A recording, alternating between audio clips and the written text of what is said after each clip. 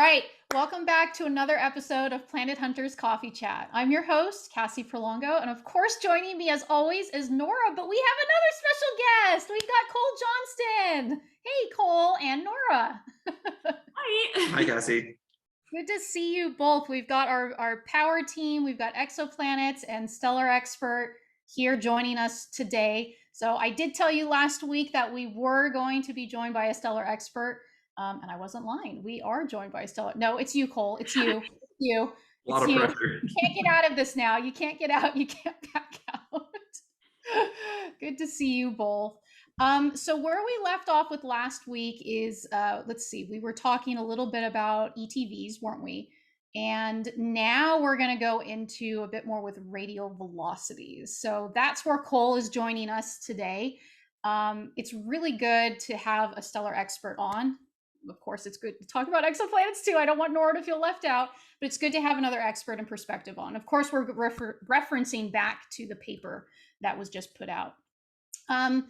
Before we dive into that, I thought maybe it'd be a little bit cool to talk a little bit about your role, Cole. You are a stellar evolution theorist, is that correct? Something like that, yeah. Something like that. Can you talk a little bit about, is that something literally from start to finish and beyond with dealing with stars? Well, so with so many things nowadays, you have to specialize a lot in one thing. And so, I mean, astronomy, academia in general is not immune to that. And there's a lot of different aspects to stellar evolution. I have focused on two main aspects, and I'll get to those in a second, but generally stellar evolution follows everything from where you have a big cloud of gas just out there in space, when it collapses to form a star, and then when that star starts fusing, burning helium, starts burning hydrogen into helium in its core, that's when we say the star is born. I typically pick up from that point, and I think about what happens between when it starts burning hydrogen to when it stops burning hydrogen, and then the next phase of evolution afterwards, where it burns then helium into heavier elements. And this is also like the process by which we get all the elements that make up all of the stuff that we have around us. So stellar evolution also goes a little bit further beyond that to the end of stars, the deaths of them, but I focus on those first main stages, hydrogen burning and helium burning. Right. Or as Carl Sagan said, we're all made of star stuff. How do we get the stuff? Yeah. Yeah, I just find that really fascinating because I know we talk quite a lot about, or we see quite a lot of the news, especially with NASA, you know, we talk about a lot of the star stuff, but it's interesting to see like the process happen. Like we talk a little bit about the before and of course the after with supernova explosions, but it's interesting to see the process of them coming together. So one of the fun things that happens is that you have different communities, such as exoplanets, and people who study the stars that they orbit around. And when they say like, "Oh, we can assume this," and I'm just like, "No, you can't." And it's a bit of a point of contention. Yeah. I'm like, it's fine. It's just a star. He's like, it's not just a star. It's this specific. That's when Cole pulls up a chair and he goes, "Listen." Yeah. That's when I leave my corner and I come in and I'm just like. Like I said, I'd love to be a fly on the wall with some of your guys' chats, some of your dinner chats, or having like a couple of beers. But that's what we do here. Sure, I sincerely doubt that, but that's what we do. That's why we're Planet Hunters Coffee Chat, because it's fun to just chat about these things. But let's dive back into our main topic. So let's talk a little bit about radial velocity. Now, I know, Nora, you touched on this in some of our previous episodes, but maybe Cole, if you could go into a little bit more of like what it is and how does this relate to the paper that was put out, the contributions to the paper. Absolutely, I can do that. And I brought props. Oh, fantastic. I've been missing props. Well, so if I recall correctly from your last episode, this is where I'm just going to dive into this. Well, you guys came to the end where you said we have this point where we have the eclipse timing variations, the ETVs, and we need more data. We need extra information to figure this out a little bit. And so that is always the case, but in this specific case, you might remember that the ETVs had a little bit of an S-type wiggle at the beginning, then a big gap of something like a year, and then some more data at the end. And we decided not at the end of that we needed data, but actually right in the middle of it. I lied about the timeline a little bit. We had some of the ETVs already, and that's when we decided to follow it up, and then we got some more of the ETVs. And it was so much more confusing that way, because when we went and got the data, it made no sense. But so Nora had this object, she came and was like, what's going on? I was like, I also have no idea. And then we said, we need more data. So I went to the man who is the head of our telescope director, and I was like, hey Hans, we need data for a weird star. And you literally did the phone a friend from Who Wants to Be a Millionaire, basically. You're like, phone a friend. No, it's worse than that. I knew he was having coffee and I ambushed him. This is the easiest way to get telescope time, to know someone. It's much easier than applying for it. So I just went up and was like, hey Hans. He's like, Michael. Then I kind of blocked the door until he said yes. And but so, who you know in science, I swear. It's like anything else. But that's what you did. You basically needed to go and get the data at that point. And so we have the institute that I did my doctorate at has it's part of a consortium that is the lead institute for something called the Mercator Telescope in La Palma in the Canary Islands. And this is just a slight deviation, but the airport code for La Palma is SPC, not GPA, I think, or LPA, not LPA, so SPC. And I'm telling you this because if you ever want to go to La Palma and are looking at airport codes, do not fly to LPA. That will put you on a different island, which is also called La Palma, which is called Gran Canaria. Gran Canaria de las Palmas, and I wanted to go to Santa Cruz de La Palma. Did you find this out the hard way, Cole? Yes. He was supposed to be using a telescope and he landed on the wrong island and was adamant about the fact that he was on the correct island when he was on the wrong island. But he had about half an hour argument with someone at the airport. The poor woman at the Iberia helped us. Where he was. So astronomers, they're just like us, basically. It was so bad. It was so bad. But anyway, I made it to the telescope eventually. Yeah, after you spent a few days on the beach, you eventually made it to the telescope and you were able to. It was a very frantic 2 hours where I was like, I need to get to this island. Did you helicopter over? Like, how did you get on like one of those commuter planes to get over? Yeah, a little commuter plane just hopped me over, and they're like, oh, luckily there's a plane that takes you over. It's like, great. She goes, the last one leaves in half an hour. Like, and you said, book it, and got on that commuter plane with like 10 other people or whatever it was. And so also I was doing this whilst wearing a heavy winter coat on a tropical island where it was like 30 degrees Celsius or 80 something degrees Fahrenheit. Because when you go up to the telescope on the mountains, it's cold. So I had my jacket and was running through this tropical island. It was a whole thing.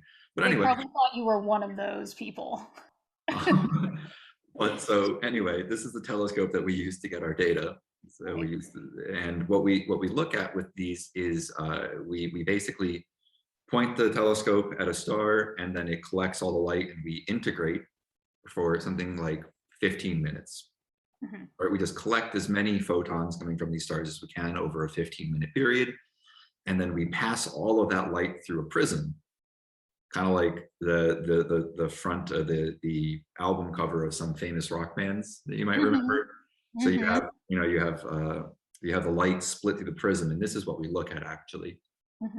And the really interesting thing about this is that when you have a star that is moving, when you have a star that's stationary, the light is stationary. This is our star. I know, I was going to say, so we're back to the tennis ball. I love the props. So, no dog that you're watching this time, though. You just got the tennis ball. He throws an eye catcher. Yeah. So you have the light that you see from this tennis ball, right? And when the light from this tennis ball, it's just there. But when the tennis ball is moving towards you, the light looks a bit more blue than it would otherwise. Right. So it's blue shifted. It appears to be more blue than it is. And then when it moves away from you, it looks more red. And this Is that called the Doppler shift? Is that Yes, this is analogous to if you have, for example, an ambulance go past you and you hear that sound, and you hear the sound slightly different when it's moving towards you because it's all squished together than when it's moving away from you. So this is exactly the same thing, but instead of with sound, with light. Yeah. Light. Mm-hmm. And then so we just looked at this star 20 something times, maybe more. I forget the exact number of times we looked at it. And this was still at the point in time when we were kind of expecting to see that 9-day signal in there. Right. So we first thought we'll look at it for 9 days, or we'll look at it a couple of times in 9 days, and we'll get the orbit because we'll see it coming towards us and moving away from us periodically over this 9-day period. And then we didn't. So that made it even more interesting, or at that point did you guys think something else is going on here? Whatever. We had no idea. So we were very confused. We were really, every day you get a new data point and you look at it and you plot it and you're like, oh, usually when you do that, you expect to see what you predicted.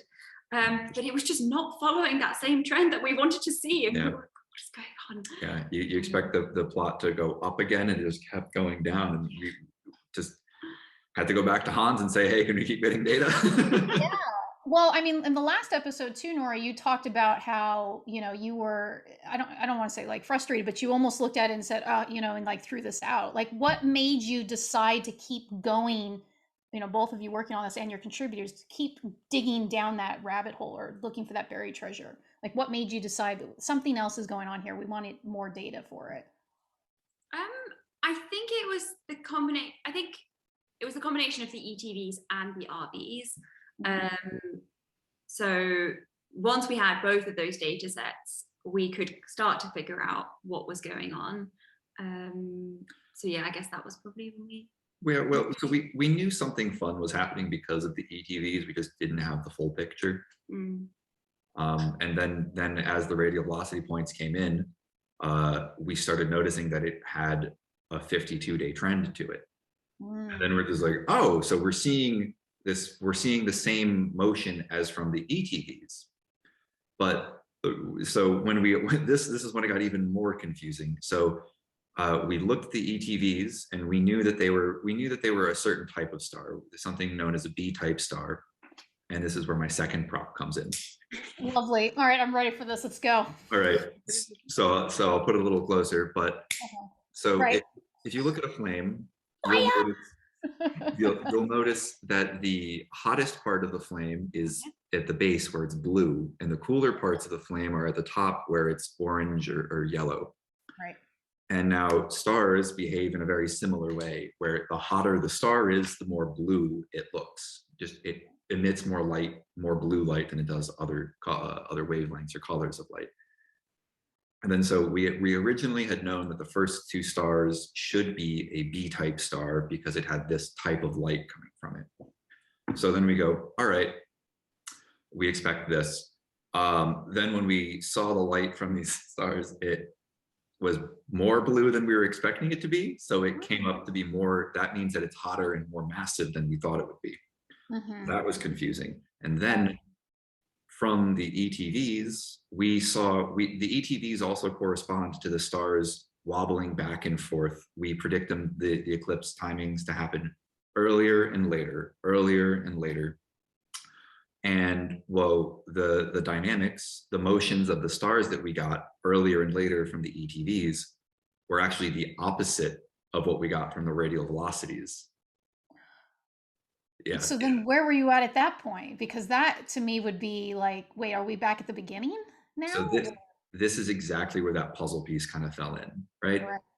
So the thing is that when you look at the light from these stars, you see the most light from the brightest star, right? And that meant that the star that we were seeing couldn't be the two that were in the binary in the 1.1 day orbit. The light had to be coming from the other star, the third star, that was bluer, brighter, more massive than we thought it would be. And because we saw the motion when the radial velocities were coming towards us for the third star, the ETVs were going away from the other star and vice versa.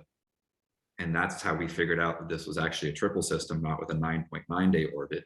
but with a 52-day orbit. And then it's kind of clicked right there.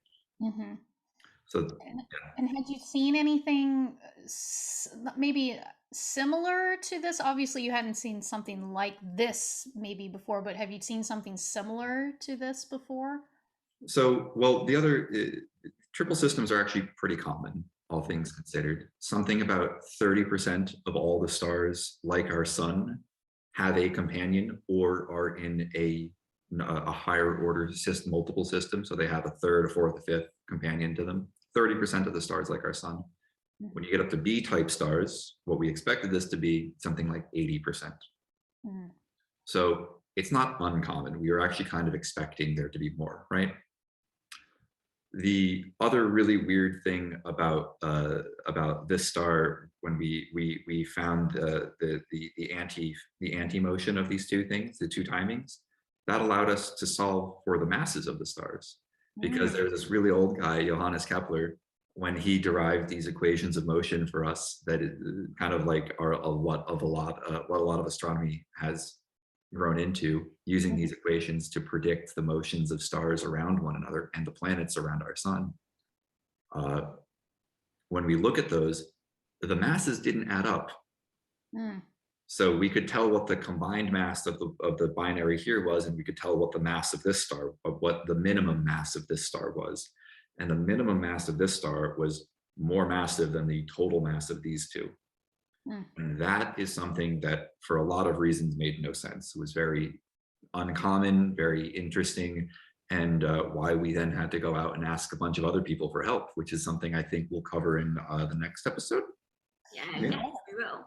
So it's what's really cool about the system is that we only were able to figure out all of these things because we had all these different pieces of information. So we, with just the RVs or just the ETVs or just what type of star it is based on how hot it is, you don't know that much, but kind of with them all together, you can kind of, as Cole said, piece by piece, kind of puzzle it together. So by modeling the RVs and the ETVs, we got the mass ratios because we saw what color this outer star is. We know it's really hot, it's really big. We can place constraints on how big it has to be. And based on that, because we have a ratio of how massive the outer one to the inner binary is, we could then, instead of just having a ratio, we can then place constraints on how massive the inner binary is. So it's just really nice to see how all this information came together to kind of solve this system, or partially solve this system. Partially solve this system. Yeah, where there's still a lot of unanswered questions, but it's partially solved. But that's why you make a great case on, and I think this paper really, there's a lot of academic papers, of course, that talk about this, but this make a perfect example of why science cannot happen in isolation and why it's so important to work with a variety of different contributors who have different specializations in other areas. And of course, not forgetting our citizen scientists who initially discovered something is different about this and pinging that on Planet Hunter's tests in the talk. So in that regards, Cole kicked it off really well, and thank you very much for your insights and your contributions to this paper, Cole. But I'm very pleased to say that next week we're going to have another stellar expert that's going to be joining us. So to be continued. We're going to continue on this, I guess, a little bit of a threefold. I think we're going to have like 3 episodes with this, talk maybe more in the future. Cool. Yeah, so we'll probably have a little bit more, but it's great. Stay tuned because we're going to be with our next expert. She's going to talk a little bit about discussing her work with star formation as well. So it was wonderful to see the power couple together. Thank you so much. Good to see you guys. With our props. So proud of the props. So proud of the props. I love it. Thank you so much. Good to see you both. And I will see you next week. Thank you. See you next time, Cassie. Bye.